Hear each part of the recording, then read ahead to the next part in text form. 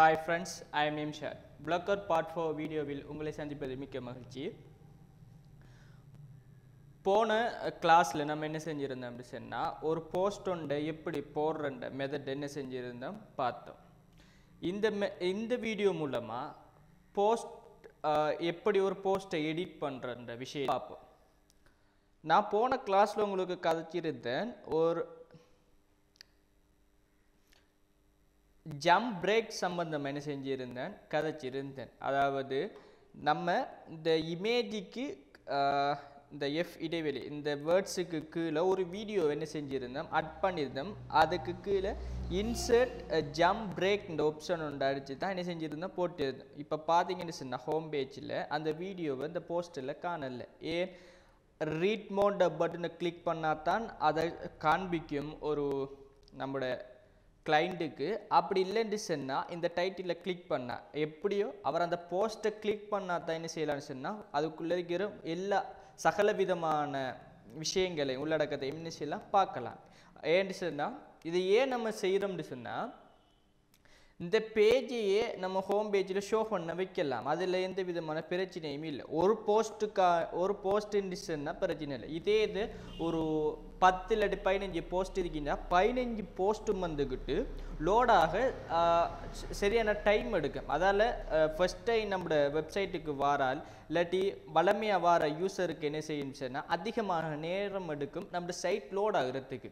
So அதை avoid பண்ணுறதுக்காகண்டி தான் என்ன செய்கிறோம்னு சொன்னால் ஹோம் பேஜில் வந்துக்கிட்டு குறைவான உள்ளடக்கத்தையும் அவருக்கு தேவைன்னு சொன்னால் ரீட் மோட் பட்டனை கிளிக் பண்ணி அந்த உள்ளடக்கத்தை பார்க்குற மாதிரி தான் நம்ம செட் பண்ணுவோம். ஃபுல்லாக பேஜ் ஷோ பண்ண வச்சோம்னு சொன்னால் சைட் சரியான என்ன செய்யும் லோட் ஆகும். கடைசியாக போட்ட போஸ்ட்டில் என்ன ஒரு பிரச்சனை ஒன்று வந்திருக்குன்னு பார்த்தீங்கன்னு சொன்னால் நம்மளோட இந்த நம்மளோட வெப்சைட் பொடிக்கும் நம்ம கொடுத்த இந்த இமேஜ் வந்து பார்த்தீங்கன்னு சொன்னால் சைட் பார் அங்கால க்ரோஸ் பண்ணி போகுது. இந்த போஸ்ட்டை நம்ம என்ன செய்வோம் எடிட் பண்ணுற மெத்தட்டை ஃபர்ஸ்ட்டுக்கு பார்ப்போம். ப்ளாக்கர் வெப்சைட்டுக்கு வந்துக்கிட்டு லொகின் பண்ணுங்கள். லொகின் பண்ணது பிறகு உங்களோட ப்ளாக்கோட நேமை கிளிக் பண்ணுங்கள். வளமையானது தான். இங்கே போஸ்ட்டுன்றது கீழே இடது சைட்டில் கடைசியாக போட்ட போஸ்ட் இருக்கும். அதில் என்ன செய்யுங்க எடிட்.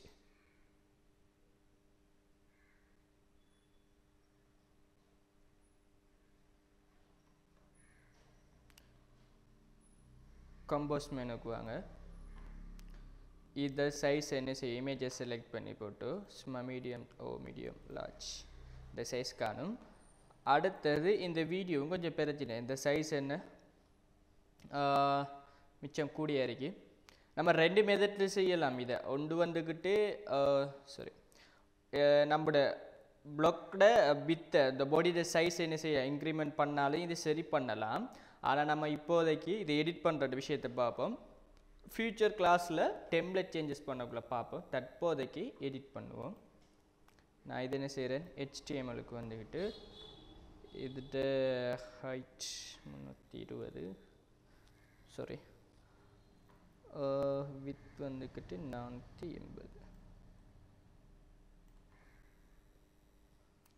ஓகே, இப்போ எல்லா சேஞ்சஸ் முடிஞ்சது பிறகு இந்த இதைத்தான் சொன்னது இன்சர்ட் ஜம்ப் பிரேக். பாருங்க, இதுக்கு கீழே இருக்கிற எந்த ஒரு விஷயத்தையும் காட்டாத ஒரு ரீட் பட்டன் இல்லாட்டி அந்த போஸ்ட்டை கிளிக் பண்ணாதான் என்ன செய்யலாம் பார்க்கலாம்.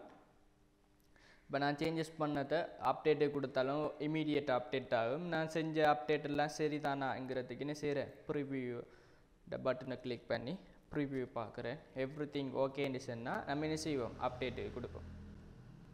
ஓகே, நம்மளோட டெம்ப்ளேட்டுக்கு ஏற்ற வித்துக்கு ஏற்ற மாதிரி என்ன செய்யுது அந்த உள்ளடக்கமும் இருக்கிறது. நம்ம என்ன செய்வோம் இப்போ அப்டேட்டு கொடுப்போம்.